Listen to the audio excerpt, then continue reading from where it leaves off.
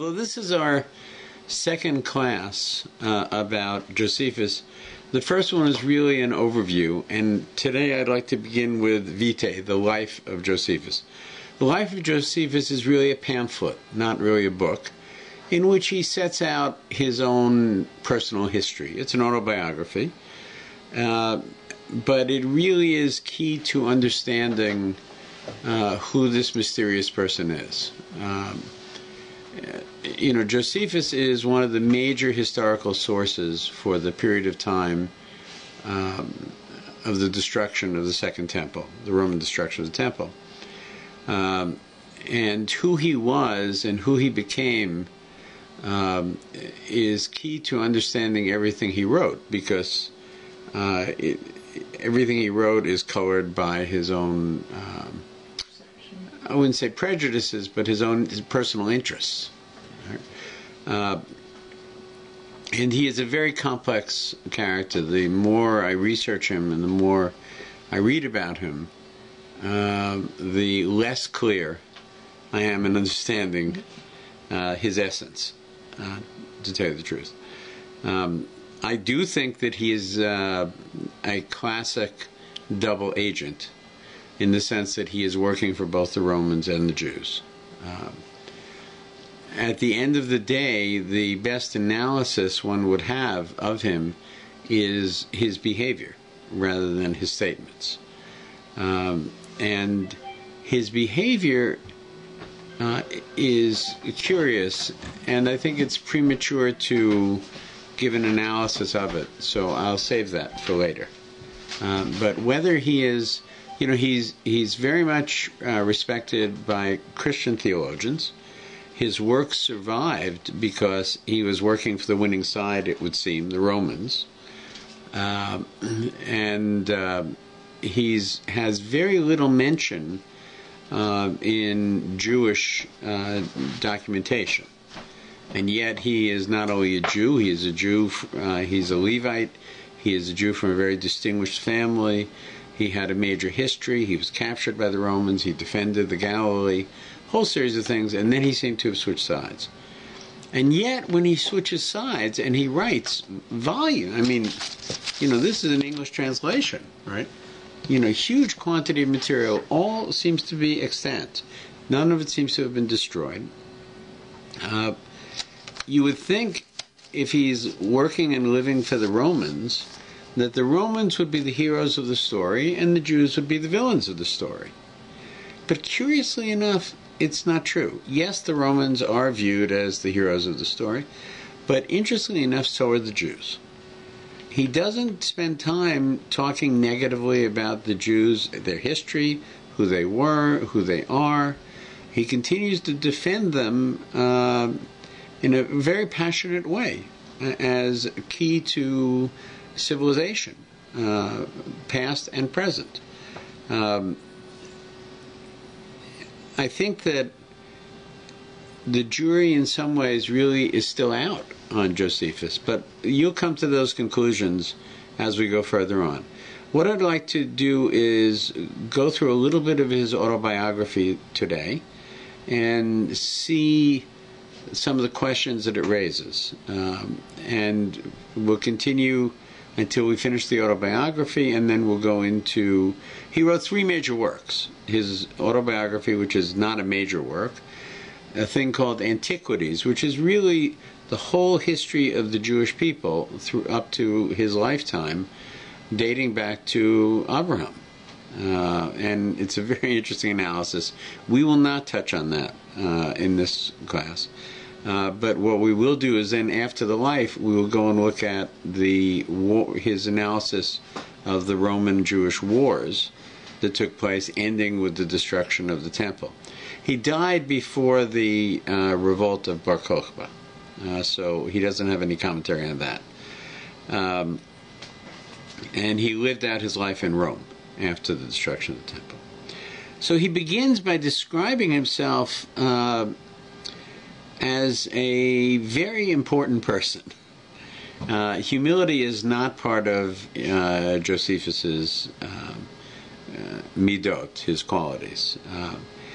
he starts by saying, the family from which I am derived is not ignoble, meaning that it is noble, and it has descended along a line of priests. He goes on beyond that to say that they're also... a long line? Goes along a line of priests, right? He goes and he says that they are the top end of the priesthood. He really describes it. And on the other side of his family, it seems to be the nobility of kingship. So he describes himself somehow as a combination of the two. It's a little bit unclear whether he's saying one side of my family is from Yehuda and the other side is from Levi. It seems more likely that he's combining the two. And during his lifetime, of course, the kingship of Israel was held by the Levim, by the Maccabees, right? The Kohanim. Yeah, the Kohanim and the Levim, right?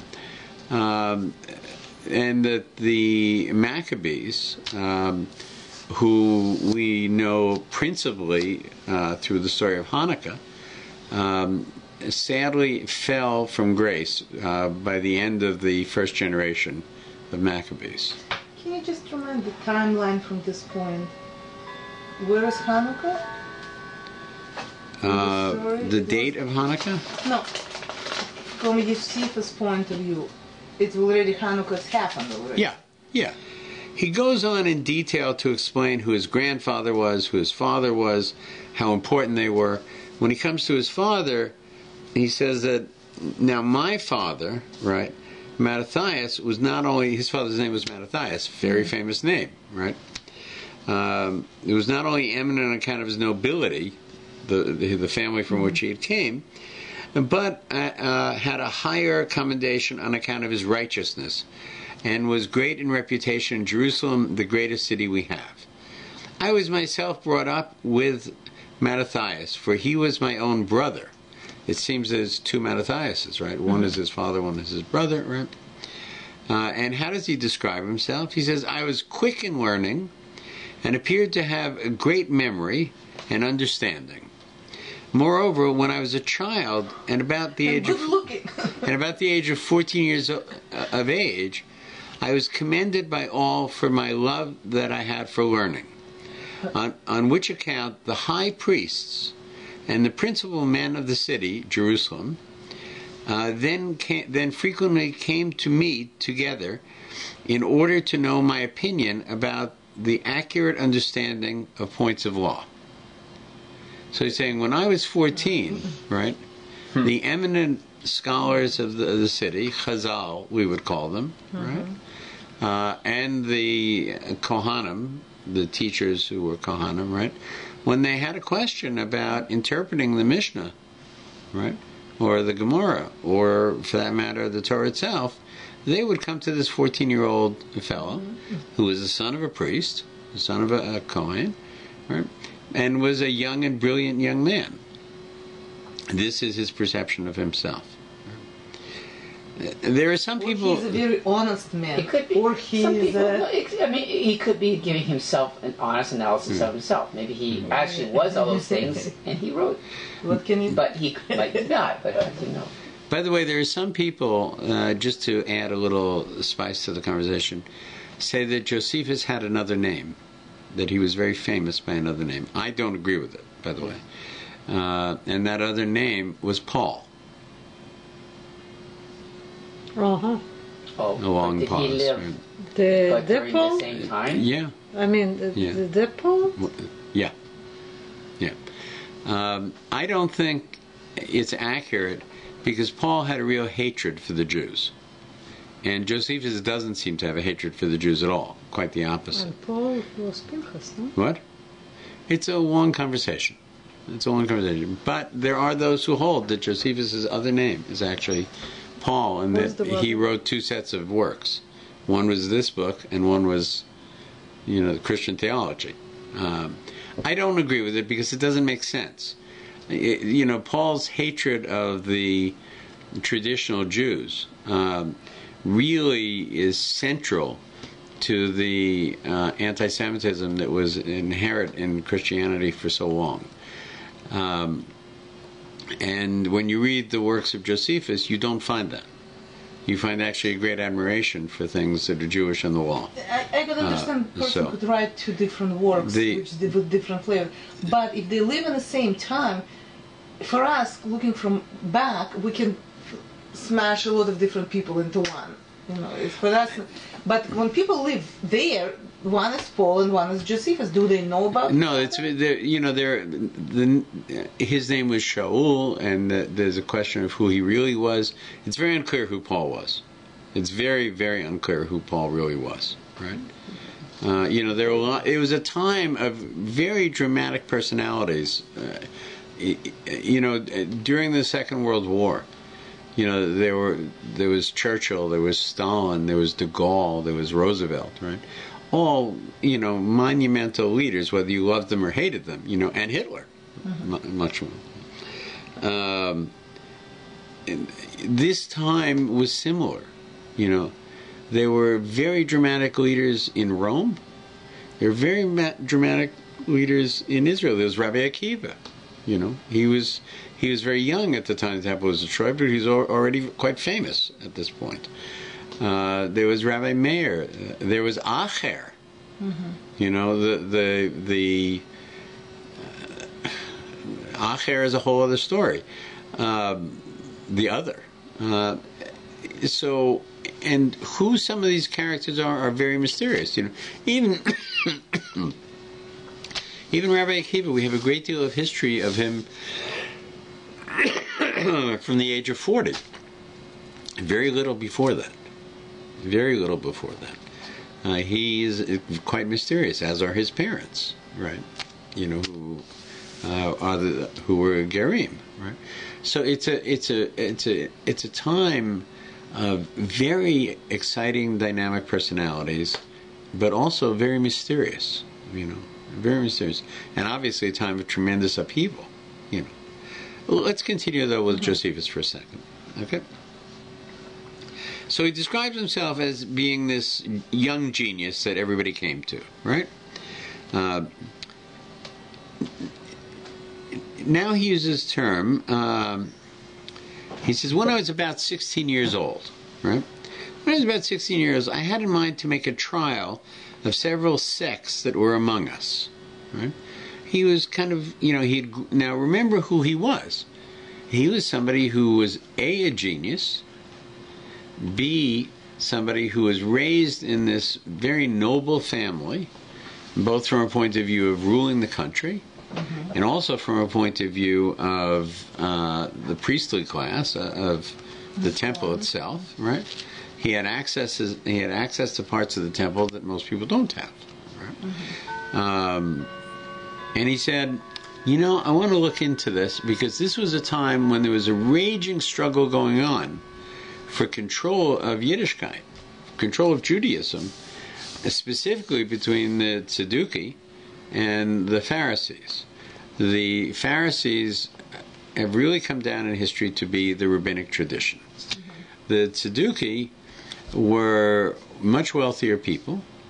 They were landholders. They were very big farmers. They were, and because of their wealth, they had better relations in many ways with the Romans than did the Pharisees. The Pharisees tended to be more rebellious.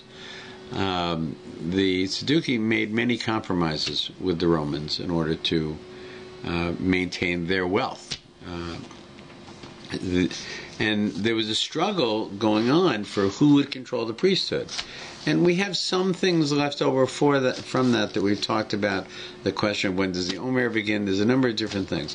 The Tzadduki appeared to be what we might call fundamentalists today. That is to say, they held by, in their view, they held by the word of the written Torah, and the rabbinic view they discounted as not holy and not significant. So for them, an eye for an eye meant if you took somebody's eye out, your eye would get taken out. It meant that on Shabbos, kindle no fire meant that they would sit in the dark and the cold on Shabbos. Right? We understood that. The rabbis understood you cannot start a fire. The Pharisees understood you can start a fire, but you can't change it. You can't make it hotter, right? So whatever you have going into it, so you could start an oil lamp that would burn all through Shabbos. It's not a problem, right? But they said you can't have any fire. So even if it started, you can't use it, right? And you have to eat cold food because you can't have warm food going into it.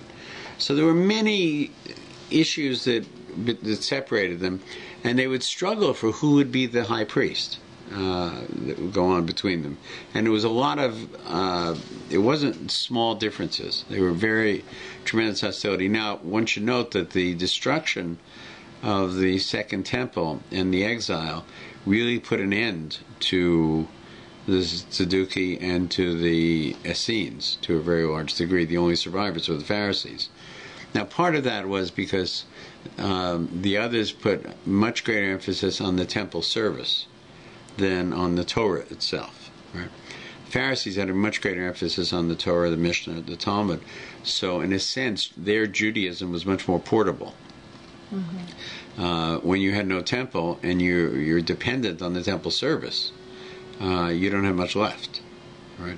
So the Pharisees were able to, convert Shavuos into a holiday that would be celebrated outside of Israel, as opposed to a agricultural holiday that could only be celebrated in Israel.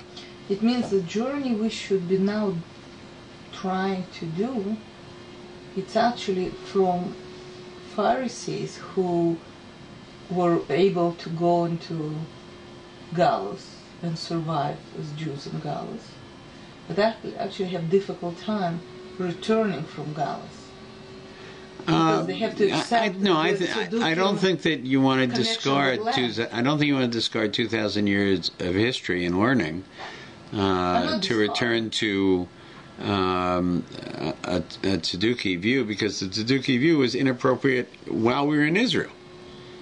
The connection with the land. It was connection with the land is good, but connection of the land is not something that is the whole story for the Tzadduki. Tzadduki had a lot of other issues, right?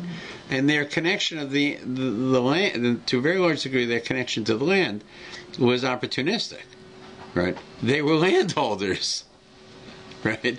They were wealthy landholders, so the connection to the land itself, made sense. But that was because they owned it, physically.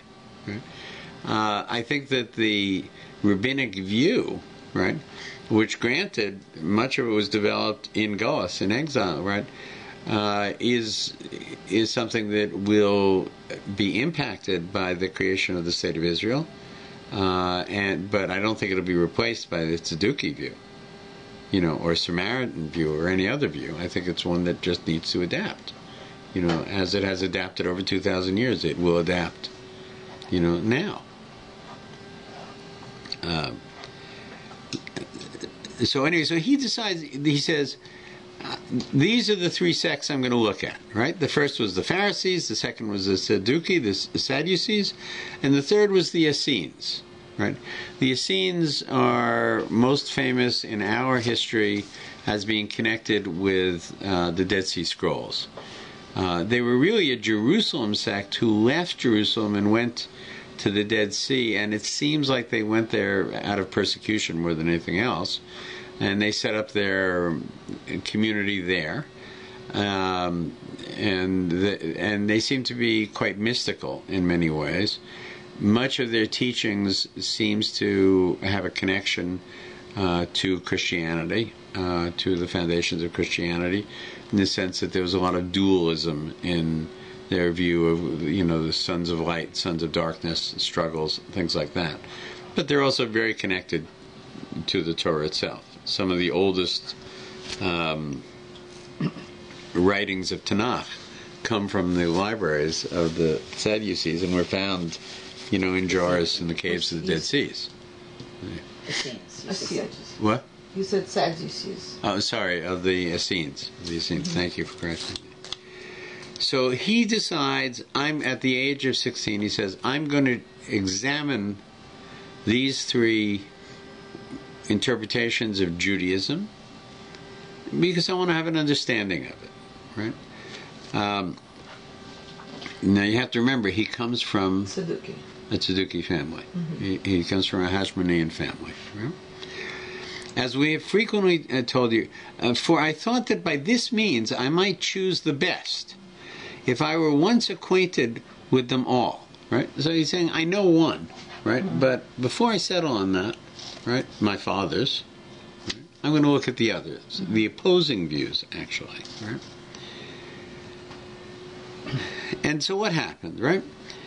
If I want to acquainted with them all, so I contented myself with hard fare and underwent great difficulties. This was his learning process. It was not easy, right? And probably there was a lot of disapproval in his home about this as well, right?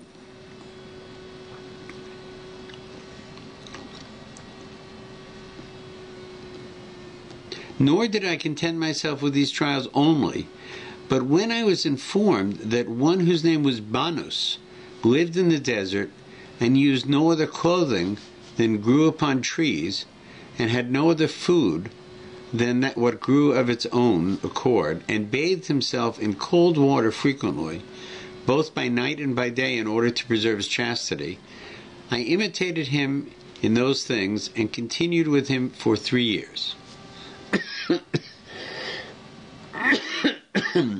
Banus, you see a picture, 2 guys running around naked. Banus likely, there's a very good possibility, has another name, John the Baptist.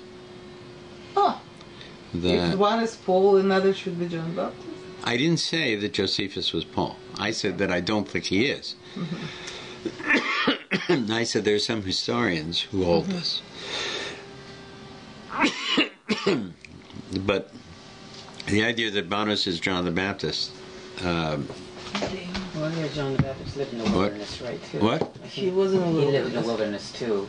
Yeah. And mentioning a lot of That's right. splashing. That's right. And, you know, bathing and baptism, mikveh, you know, the Jordan, is all consistent with it. But again, every guy who jumped in the river, you know.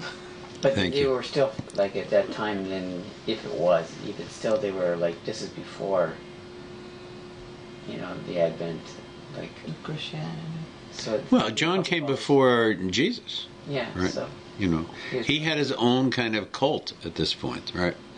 You know, there. He was a very mysterious character in many ways. But... Again, right. Story. Somebody comes to him. So, Banus, I lived with him. It describes it right, and I continued with him for 3 years. So when I had accomplished my desires, right. So he's now describing 3 years twice. So this is a very important issue, right? He says, I returned back to the city being 19 years old. So he spent 3 years examining the Essenes, the Pharisees, and the Sadducees, and he spent 3 years with Banus. So Banus had to be like a character that had some special qualities. Yeah. That even Josephus was. And Banus is obviously not one of those 3. He's like his own independent sect, right? He's with him. He doesn't describe Banus as being an Essene. What? It seems like he's close to the Essenes, so. Maybe there's no indication of that. There's, you know, and we don't know that the Essenes, you know, lived, you know, off the land or things like that specifically, or bathed a great deal. That's not, you know, we don't see many of the issues that he describes have in common that it seems mystical. I agree, but he doesn't describe Banus as part of the Essenes. Right? It seems Banus is, on top of those 3 things that I did, was Banus. But when he left, he was 16, and he says here when he came back, he was 19. And he spent 3 years examining these 3 sects, and 3 years with Banus. So there's an extra 3 years. Well, unless while he was with Banus, I mean, he did everything. Take a bus to... Yeah, he like could still have a side. That is actually the only possible explanation, right? Or something. He had to live somewhere during those 3 years while he was examining the other three. Banus is maybe the one he stayed with, but he would probably go for maybe a few months at a time. Well, first of all, it doesn't entirely make sense because the Essenes were in one place, right? And the other two were, centered in Jerusalem, right? Yeah, so. Which is quite a distance, actually, if you're not driving. So we should just note this, right? Your explanation is the explanation historians give, right? He was, hanging out with Banus and then making day trips, to examine the other situation. But he doesn't say that, right? He says specifically that he spent 3 years doing one, and he lived 3 years with Banus, right? He doesn't say that they're the same 3 years, and yet his total is 3 years. So either there's an inconsistency here, which may be very important later on, or your explanation works, that he was doing them both at the same time, right? But he didn't seem to indicate that, right? And it's clear that Banus's lifestyle is quite different than, the others. It wouldn't be appropriate to spend time with the Pharisees dressed in fig leaves. They would have found this inappropriate. It wouldn't have gone very far. But let's see what he says, right? So I returned back to the city being now 19 years old and began to conduct myself according to the rules of the sect of the Pharisees, which is akin to the sect of the Stoics, as the Greeks call them, right? So it's a very interesting thing, right? He's comparing Rabbinic Judaism to a Greek philosophical system, right? Because obviously he's writing to an audience, right, that is very familiar with Greek philosophy, and this is his way of describing to them what is Rabbinic Judaism. And his family was a Sadducean. They were Sadducees, his family, right? Yeah.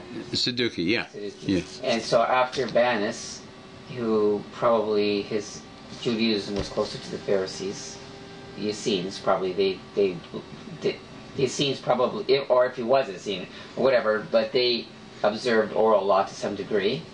So they were probably, there's similarities between them and the Pharisees to some degree. Maybe it's where he got his change of opinion, or well, something seems to have changed, right? Now, his reasoning for his change is very sensible, actually, right? He said, I looked at the three. One was a mystical sect, the Essenes, right? One was my dad's way of seeing things as a Hashmonai, as a Levite, as a connected to the Sadducee, right? And one was the Pharisees, who were like the Stoics, right? So, who are the Stoics, right? There are many different kinds of Greek philosophies. The Stoics was already probably about 200 or 300 years old at the time, this philosophy. And it was a philosophy that put a great deal of emphasis on your behavior versus your dialogue, right? That is to say, and we believe this in Judaism, right? That the merit of your actions should surpass the merit of your beliefs and statements and all that. Mitzvahs are actions, right? They are. A Jew does not live in the world to come. A Jew lives in this world and accomplishes his effort. The effort we put into this world, right, is not because we're going to spend a world to come that is wonderful. Our effort is created in order to change this world into a messianic world, into a perfect world. That is our job. We do it through mitzvahs, we do it through many, many things, but that's the emphasis on. The Stoics put a great deal of emphasis on actions versus words. Stoicism has come down to us as a phrase in English, which usually implies somebody who bears difficulty silently. He's stoic. He's been through a difficult thing. He's not a whiner. He's a person who bears it and continues Same in this way. But I think it's Stoic as well. It would be principled person. Yes. Yeah, that's implied. That is part of the Greek view of it. I have a little bit of definition here if you're interested. Stoicism is a school of Hellenic philosophy founded in Athens by Zeno of Citium in the early 3rd century BC. The Stoics taught that the destructive emotions resulted from errors in judgment, and that a sage or a person of, quote, moral and intellectual perfection would not suffer such emotions. Right? So it sounds a lot like Musar to me, Lahavdil. Right? Is that you're working on yourself, you're not letting anger dominate you, you're not letting resentment dominate you, you rise above that through a greater understanding of the big picture, so to speak. Spartans Stoics? Who? Spartans? No, I think Spartans would be seen Stoic only in the English view of what a Stoic is. The Spartans had a lot of other things. They were not very philosophical. They were militaristic in many ways. You know, their philosophy revolved. I'm not an expert on it, but their philosophy revolved around, you know, a commitment to a military life, per se. So he says, I'm attracted to the Pharisees because they're like the Stoics, right? I'm not sure he really believes they're like the Stoics, but it's probably the closest thing that he can choose that his audience will understand, recognize, right? You practice what they preach, is another way of saying it. You have to believe in something, you live it, and you live it. Wasn't ruled by emotion. So then he begins his next chapter, and it's interesting. He says, but when I was 26, wait a second, he was just 19. 7 years. Right? 7 years. The missing 32 minutes in the Nixon tapes, right? This is the missing 7 years in the life of Josephus. What happened between the age of 19 and 26? We don't know. Right? But I think it's very key to everything we're going to learn. And it's pieces we need to piece together eventually. We need to look at what was going on in the world during those years. But when I was 26, it happened that I took a voyage to Rome. Voyage to Rome. And this on the occasion which I shall now describe. At the time when Felix was the procurator, the governor of Judea, the Roman governor of Judea, there were certain priests of my acquaintance, and very excellent persons they were, whom on a small trifling occasions he had put into bonds. Okay, now let's look at this. Right? There were priests that he knew, right? Who were good and important people. Remember, he's now 26, right? When did he get to know these priests, right? Were these people he grew up with? You know, family, friends, right? Were these people that he says he had an association with? You know, I bumped into Rob Ford, right? He's my friend. You know, he patted me on the back and said, my friend, David, right? So does that mean he's my friend, right? What's he saying here, right? For some reason, he's made the case that these priests have been unfairly, on a trifling matter, arrested by Felix. What do you mean trifling? He says it. Small? Small matter. He says, who on a small and trifling occasion he had put into bonds, and he had sent them to Rome to plead their cause before Caesar. Right? They did something very small in his eyes, right? But this governor arrested them, sent them to Rome, and said, don't talk to me, make your case with Caesar. Right? Seems something is, again, not quite right. You know, what, they were, you know, jaywalking? Littering? Maybe they were littering, and it bothered Felix, so he didn't put them in jail in Israel. He didn't give them lashes, right? He sent them to Rome to be tried for this trifling matter, right? His friends, right? And they were excellent people, right? Certain priests of my acquaintance, and very excellent persons they were. Right? So he's gone on a voyage to Rome, right? These I was desirous to deliver, especially because I was informed that they were not unmindful of the piety towards God. Right? So even though they're in Rome, right, they're hanging on to their Judaism, right? And I've determined that I should deliver them, right? I should be their redeemer, their saviors, and bring them out of Rome back to the Holy Land, right? Right? Even under their afflictions, right? But they supported themselves with figs and nuts. So they wouldn't, basically in prison, they would only eat kosher things. That's what we're hearing here, right? And they suffered for this. Accordingly, I came to Rome, though it were through a great number of hazards by sea. For as our ship sank in the Adriatic, we see that there were in it, being about 600 in number, 600 people on board the ship, and the ship sunk in the Adriatic Sea. How did he survive? Well, that sort of mimics the story of Paul. No, the story of Paul. He was taken to Rome for a trial, and his ship was wrecked at sea. Really? Yeah. I wonder if Paul was one of the... It's an interesting question. The story continues. I think you'll find it interesting, right? So the point being made here, I don't know if the camera heard it, but is that this is a repetition of a story that Paul describes for himself. That his ship was wrecked at sea and he was taken to Rome. How would the people who wrecked the ship, how did they survive? I'm going to get to it. Be patient, right? Now, there's also another very famous story of a wreckage at sea, right? Yonah, right? The prophet Yonah, right, as well. We're going to see that Josephus, in a number of places, seems to tell stories that belong to other people and attribute them to himself. Now, I'm not entirely sure that this was unique in ancient histories. Storytelling, you mean? It seems that, no, it seems that often historians were not concerned as much with the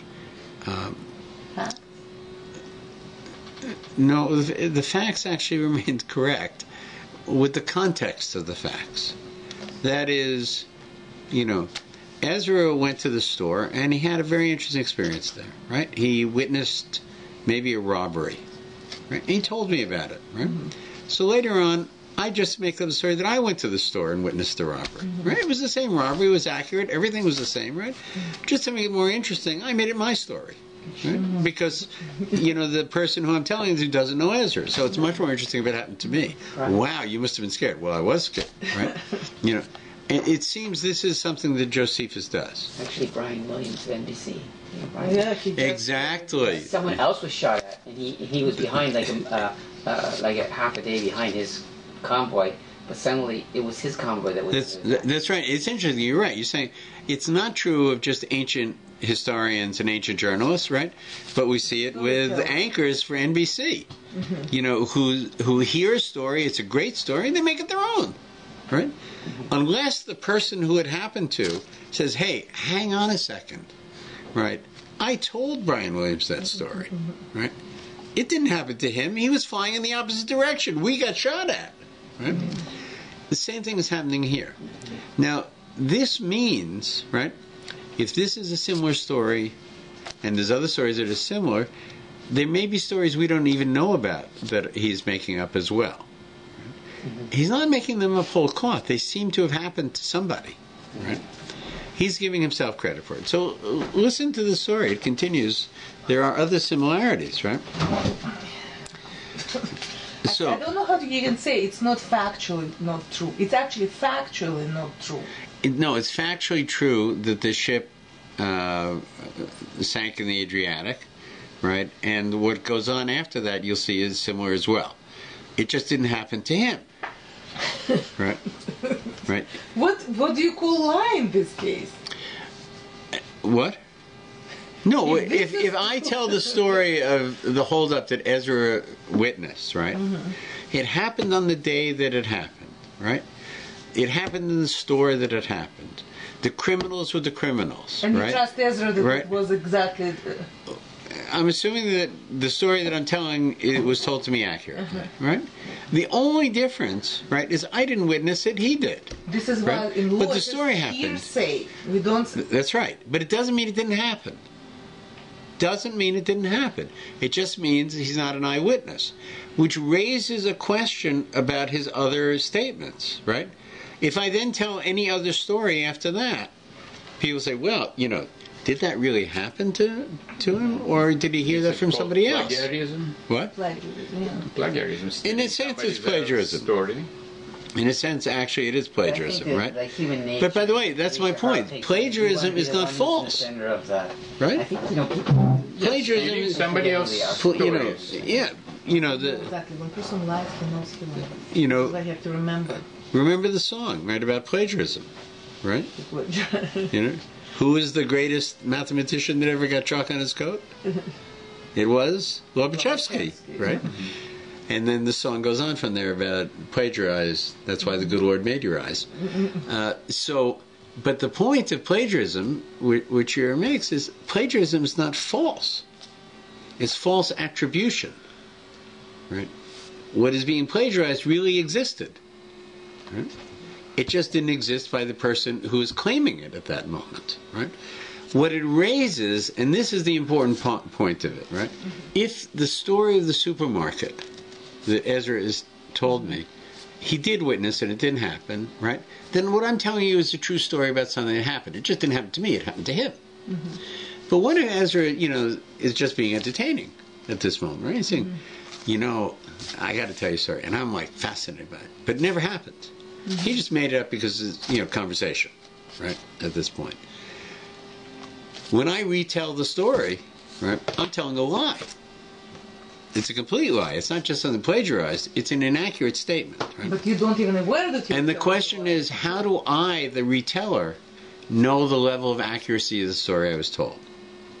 And I, the reader of the story, now have to look at all stories that are written by this person. You know, everything that Brian Williams reported, right, is now in question. Did he witness it or didn't he?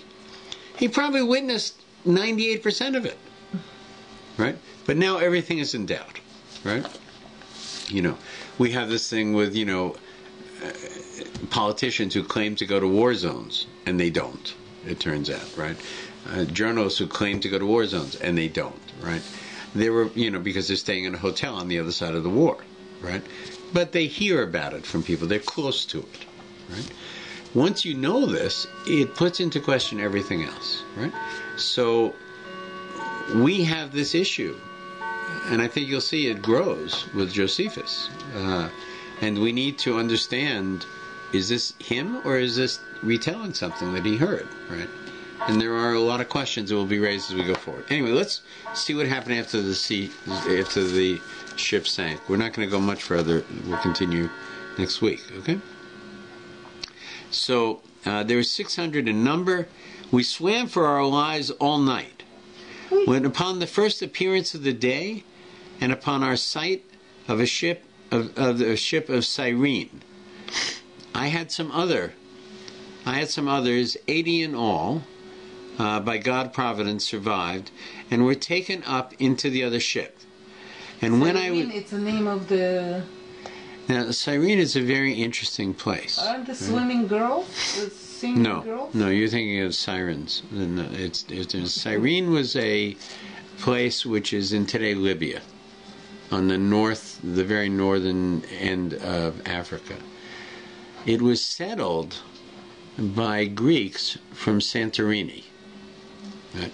Does Santorini ring a bell for anybody? Yeah, the volcano. Very famous volcano, right? In my friend Simca's film, right? The Santorini volcano may have been triggered by God to create many of the elements of the Makos in Egypt. Right? This is a longer discussion. I don't want to get into it, but it's a very interesting discussion. But it was a tremendously powerful volcanic explosion that happened. Prior to that, Santorini was overcrowded. It was an island that was overcrowded. And so they sent out like from the mothership, a group to settle in Cyrene to create a Greek colony there. Right? Now, many Jews from Egypt ended up in Cyrene, and there's a lot of historical data about this. One of the Jews who was involved with carrying the cross of Jesus is described as Jonathan from Cyrene. I think it's Jonathan from Cyrene. Let me just see.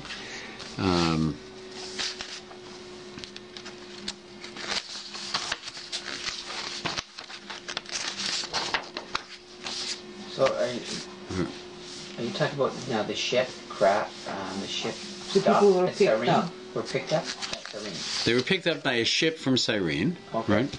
So we'll just continue here for a second, right? 80 of the 600, right? So, That's right.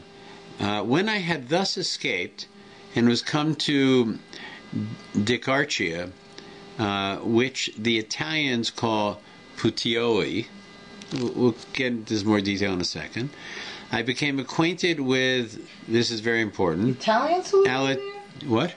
Why you said Italians? Because that's a translation of it Where's here. Malta as opposed to this island? Because I think in the story of Paul they ended up on Malta. I'm not sure. I'm just curious. I became acquainted with Alaturius, an actor of plays. Right? He's soaking wet. He just got off the ship, right? And Alaturius? yeah, Alaturius, and much beloved by Nero, the emperor. The emperor, right? But he's a Jew by birth. This actor, we've been in showbiz for a long time. It turns out, right? He met him in Descartes, whatever Yeah. it is? Yeah. It's in Italy, alright. And through his interest, I became known to Poppaea, Caesar's wife. Oh. Things are all falling into place for this fellow quite quickly, I would say. Remember, he's like... Why would she get interested in somebody? Well, this guy is incredibly intelligent, so I'm sure whoever he And talks to good becomes look- fascinated or Maybe he was even good looking, taken in by him. You would have to assume that he has He's charismatic. charismatic and Yeah. power of Right. speech because he's a little more intelligent than everybody else. Right. He could maybe... And I took care as soon as possible, right, to entreat. He's talking now to Caesar's wife, right? To entreat her to procure the priests that they might be set at liberty. And when besides this favor, I had obtained many presents from Pia, I returned again. Right? So, in like 2 sentences, right? Right. His ship crashes. 600 on board. 80 survive. He's picked up on another ship. He lands somewhere in Italy, right? He stumbles on a famous actor who is beloved by everybody, but is born a Jew, right? Who is so well connected that he's close to the emperor's wife, Nero's wife. Here's one, right? Introduces our 26-year-old hero. His clothes are now dry, I guess, at this point. Maybe he's had a change of clothes, right? Right? She gives him a lot of gifts, right? Even though he's come, right? The priests have done something quite wrong, even though he says it's trifling, right? They're in prison in Rome. They've been sent to Rome to face Caesar. Those priests? They were Yeah. the same ship. No, they No, they weren't. there. Yeah, that's right. They're already Yeah. there. Okay, yeah. So. No. And he now, through the actor, is connected to Caesar's wife, right? And so connected she gives him gifts and the priests, right? And he returns, right? We'll hold here. But I want to put some thoughts in your mind between now and next week, right? This is his description of the activity. I want you to think very carefully about the impact this has on his prestige. His prestige Probably. upon his return. Strong impact. Upon his return, right? He leaves as a 26-year-old accomplished intellectual, right, and devoted priest. Let's say he has all these good qualities, right? He returns a friend of the emperor's wife, and with the priests in hand, right? He's a hero. Right. Hero and the winner. To whose benefit? To whose benefit is this? Maybe he went to rescue them to begin with for his own glory. Or Yeah, to his benefit, was nobody else's. No, it is somebody else's. Rome's. If they wanted him to become. an ally. Oh, yeah, they needed, like, they always, the enemy, you need somebody on the inside, so to speak. Okay. Like, he might not know that he's being duped into that role. But now remember, being, he appears to be a Pharisee. Yeah. But he's born a Tzadduki. Right? Mm-hmm. Right? Somehow, in this mysterious missing 7 years, right, he is given a job to go rescue the priests in Rome. We don't have any idea what his qualifications are to do this. Right? And through hell and high water and crashing ships, and it's a great story, right? Paul's story, right? He returns successfully. Of course it's to his benefit, right? He is now going to become, in the next phase of his life, the defender of the Galilee against Rome. And he's going to fail in that. And lest you not understand the significance of this, right, is when Vespasian and his son Titus attack Israel, which eventually ends in the destruction of the temple. Vespasian was very clear. He said, we'll enter from the north, and there will be a reign of terror in this process, so that the word will spread south, right, that we're not just conquering, we're destroying. We are making ISIS look like Boy Scouts, what we're doing to men, women, and children. And I want that word to spread south. I want that word to spread south. I want the people in front of us to fear who we are as we come towards them. Right?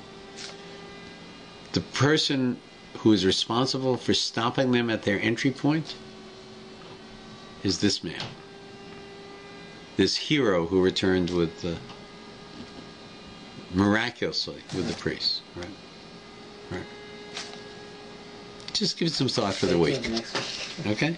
Let's continue next week. Very good. We'll continue next week.